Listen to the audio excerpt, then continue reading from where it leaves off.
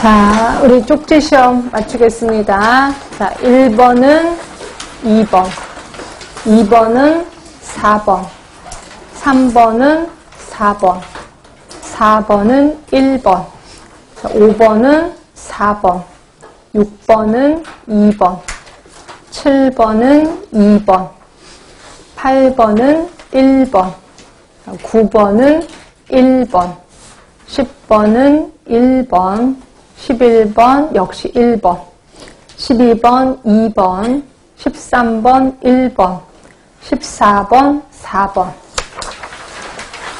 15번 4번입니다. 16번 3번, 17번 1번이죠. 18번 3번, 19번 1번, 20번 4번, 21번 다 뭐예요? 응?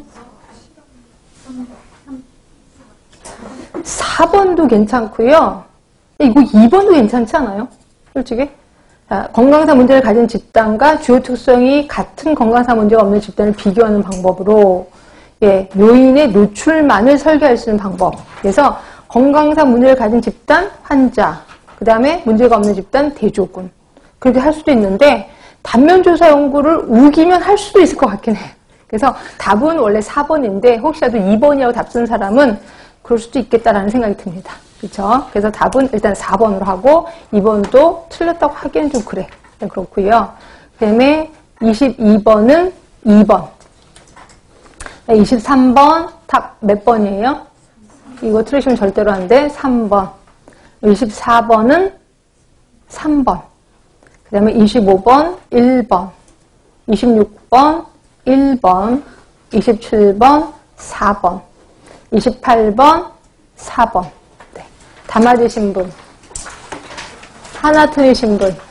예. 몇 번 틀리셨어요? 1번? 1번부터 틀리셨어요?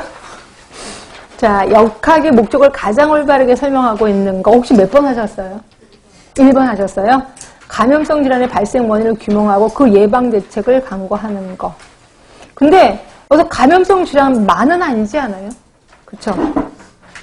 그래서 건강 문제 발생 요인을 탐구하고 이들 요인 간의 상관계를 연구해서 원인을 규명. 이거는 괜찮을 것 같은데 여기서는 1번이 틀린 것 중에 하나가 감염성 질환이라고 딱 찍었기 때문에 조금 아닌 것 같은 느낌이 드셔야 돼요. 그래서 이런 것들 나오면 1번이라고 성급하게 답하지 마시고 다른 것들을 보셔야 돼요. 그렇죠? 그래서 1번이 정확히 2번이 있어서 1번은 상대적으로 틀린 거다 이렇게 보시면 되고요. 자, 혹시 질문 있으시면 질문 받겠습니다. 17번. 자, 이거는 1000명당 귀속 위험도입니다. 1000명당 귀속 위험도. 그러면 이거는 귀속 위험도는 뭐예요? R1에서 R2를 뺀 겁니다. 그럼 R1이 뭐예요? R1이 자 1000분의 10이 됩니다. 맞지? R1. 그럼 R2는 2000분의 10이 됩니다. 맞죠? 그렇지? 그럼 빼요.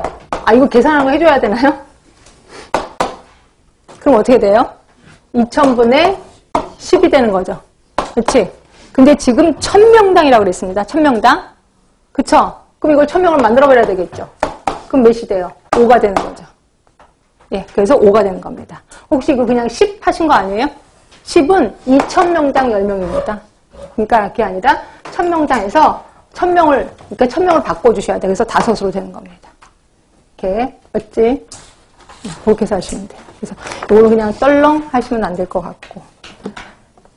자, 그래서 답은 1번이고, 혹시 또 다른 질문? 23번이요? 네, 23번. 23번 맞아요? 누구세요? 어떤 분이세요?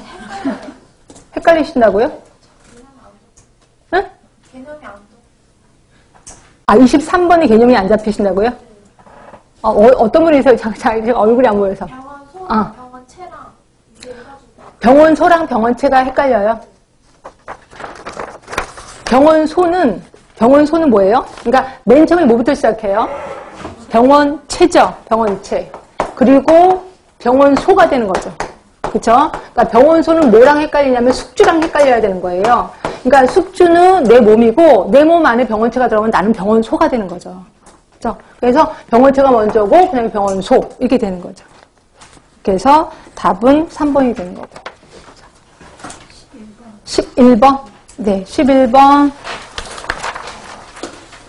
자, 전향성 조사에 해당되는 거. 혹시 몇 번 하셨어요?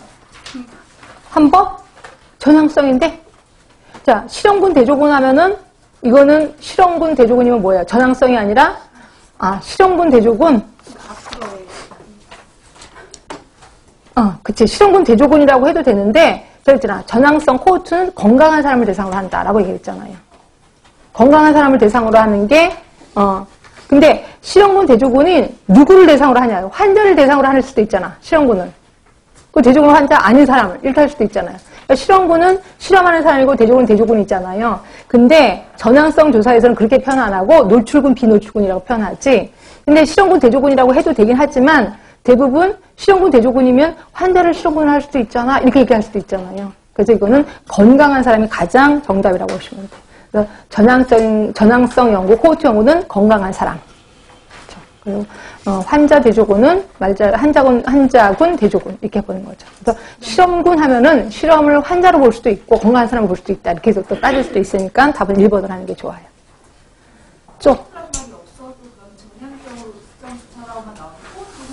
그렇죠. 왜냐면 그랬잖아요. 코호트는 지금 시작해서 앞을 본다 그래서 전향성 조사라고 얘기했잖아. 요거의 반대가 후향성이고요. 후향성은 환자 대조군이고 전향성 하면 코호트입니다. 그래서 전향성 하면 무조건 코호트 생각하시면 되고 후향성 하면 환자 대조군 이렇게 생각하셔야 돼. 또 다른 이름이라고 생각하시면 되고요. 그렇죠? 자, 그리고 또 10번. 자, 10번. 자, 환자 대조군 연구의 특성으로 가장 올바른 거 그랬습니다. 혹시 몇 번 하셨어요? 4번. 희귀질병 잠복기의 긴 질병에 적합하다. 적합하지 않아요? 환자 대조군 희귀질병 어디 가면 된다 그랬어? 병원에 가면 엄청 많잖아요. 그래서 환자 대조군에는 대부분 희귀질병이 딱 좋은 거다라고 얘기를 했고 흔한 질병은 코호트 연구가 좋다라고 얘기를 했을 거예요. 그래서 이거 모르셨다면 얼른 외우셔야 돼. 희귀질병, 잠복기가 긴 질병이 딱 좋은 건 환자 대조군. 이게 환자 대조군의 큰 장점 중에 하나입니다. 그래서 분명히 책에 써 놓으셨을 겁니다. 또 다른 질문. 25번이요? 네, 25번. 네, 25번. 전염병을 관리하는데 가장 어려운 대상. 전염병이라는 건 남한테 옮기는 거죠. 그렇죠? 옮기는 거니까 이 균을 갖고 있는 사람이 중요한 거지. 그렇죠? 근데 그 균을 갖고 있는 사람이 대부분 보균자거든요. 근데 보균자 중에서 관리하기 제일 힘든 사람이 누구냐면 건강보균자. 이 사람은 자기가 건강한 사람이잖아. 검사를 우연히 해봤을 때 보균자라는 걸 아는 거지 평상시에 모른다는 거야.